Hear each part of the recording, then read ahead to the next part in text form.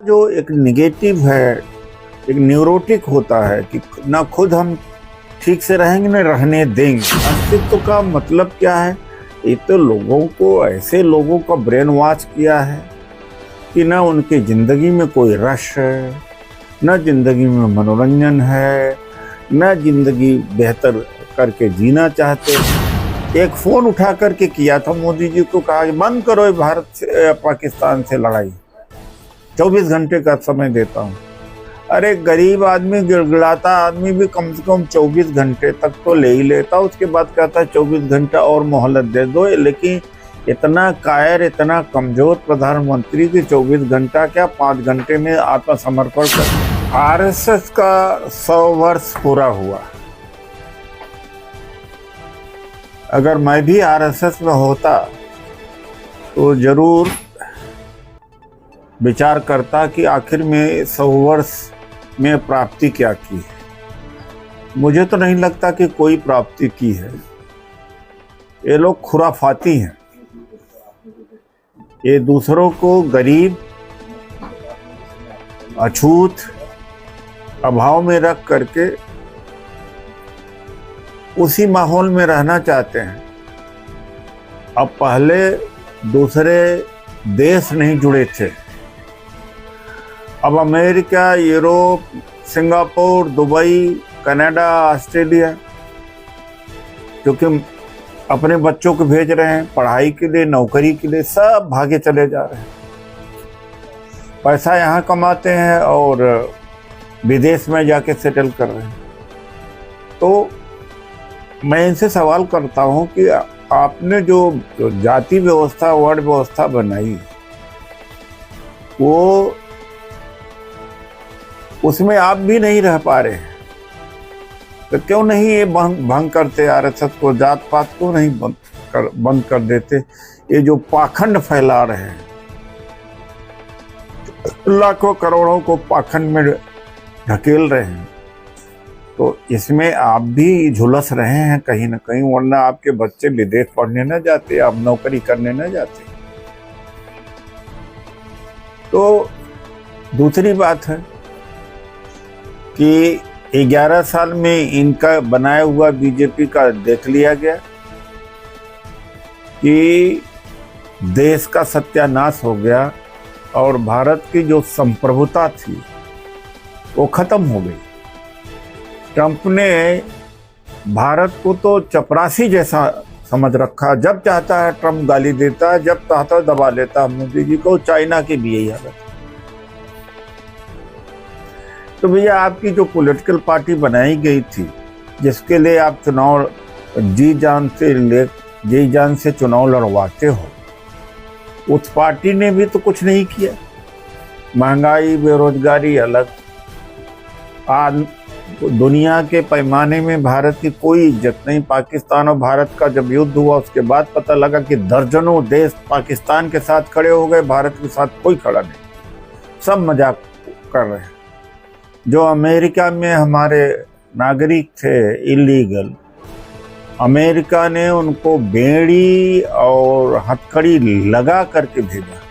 नेपाल जैसे छोटा सा देश, उसके नागरिक इलीगली जो रह रहे थे, उनको बाइज्जत भेजा। इससे भी ज़्यादा समझने की कोई बात है कि भारत कहाँ है। अब मूर्ख ही है, कुतर्की होगा, कहेगा अभी भी कि हम विश्व मतलब गुरु हैं और हम बड़े महान हैं।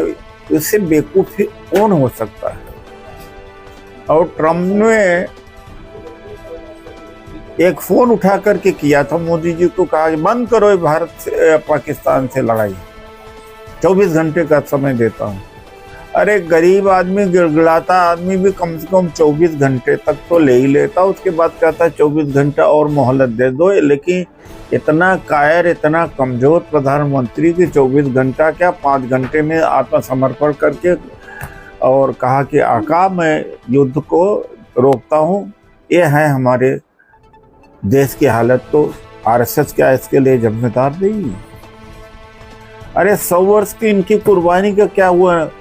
देश को फायदा नहीं मिला, इनको भी फायदा मिलता तो इनके बच्चे बाहर भागते, ये बाहर पैसा रखते। तो ये हालात है। तो इनका जो एक निगेटिव है, एक न्यूरोटिक होता है कि ना खुद हम ठीक से रहेंगे न रहने देंगे, इसलिए अब संघ का कोई औचित्य नहीं रह गया है। हिंदू मुसलमान, हिंदू मुसलमान, अरे भाई एक बात बताओ, मुसलमान और ईसाई कोई जान करके बन रहा है? अरे तुम्हारे धर्म में ताकत नहीं है कि सम्मान दे सको और रोक सको लोगों को। डंडा मार करके कब तक अपने बाड़े में बांध करके रखोगे दलितों पिछड़ों को और भागे जाएंगे? जीसस क्राइस्ट को तुम सड़क पर नहीं प्रेयर करने दोगे तो अपने हृदय में कर लेगा। प्रॉफिट मतलब इस्लाम को तुम बाहर से परिवर्तन या बाहर एम्ब्रेस करने का मौका नहीं दोगे तो अपने मन में इस्लाम मानने लगेगा धीरे धीरे धीरे धीरे। तो भैया, जो दलित को घोड़ी पर नहीं चढ़ने देते, मकान नहीं मिलता दलितों को, इनके मोहल्ले अलग हैं, ये प्रमोशन हो तो, रिक्रूटमेंट हो तो उसमें आरक्षण ख़त्म करना, नॉट फाउंड सुटेबल, कोई मुसलमान या कोई ईसाई करता है इनके साथ में, तो क्यों नहीं दूसरे धर्मों में चले जाए? ये तो आप ही मजबूर कर रहे हैं। तो तुम जाति नहीं तोड़ पाए 100 साल में, तो हिंदू सबको नहीं बना पाए, किस बात के लिए आरएसएस का? बल्कि खाइयाँ बढ़ी हैं। तो आरएसएस कम से कम हिंदुओं को एक नहीं कर पाया, बल्कि और खाइयाँ बढ़ती चली जा रही। तो आरएसएस का अस्तित्व का मतलब क्या है?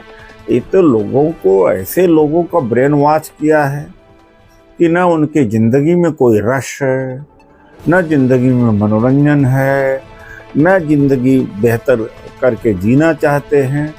बस वो जो है एक ऐसी सोच है कि हिंदू मुसलमान कर रहे हैं, न देश को कुछ दे पा रहे हैं और दूसरों को परेशान भी कर रहे हैं। तो क्या फ़ायदा जब हिंदुओं को नहीं एक कर पाए हो, जोड़ पाए हो, तो किस लिए संगठन बना है? तो जो 100 वर्ष पूरा हुए है और उस पर विज्ञान भवन में 3 दिवसीय इनका संघ यात्रा है, तो यात्रा अगर यहीं रोक दें तो सबका भला होगा, सभी का भला होगा, इनका भी भला होगा। तो ये जो आरएसएस है, ये पता नहीं किस तरह के लोग हैं, ये जो खुराफात करते हैं, षड्यंत्र करते हैं, झगड़ा लगाते हैं, मांस काट करके फेंक देते हैं और दुष्प्रचार करते हैं, झूठ बोलते हैं। किस बात के लिए, क्या प्राप्ति किया इन्होंने? देश को नुकसान ही पहुंचाया है। और देश की आज़ादी की लड़ाई की तो बात ही दूर, तिरंगा से नफरत, संविधान से नफरत, सब चीज़ से नफरत, बहुजन से नफरत इनको।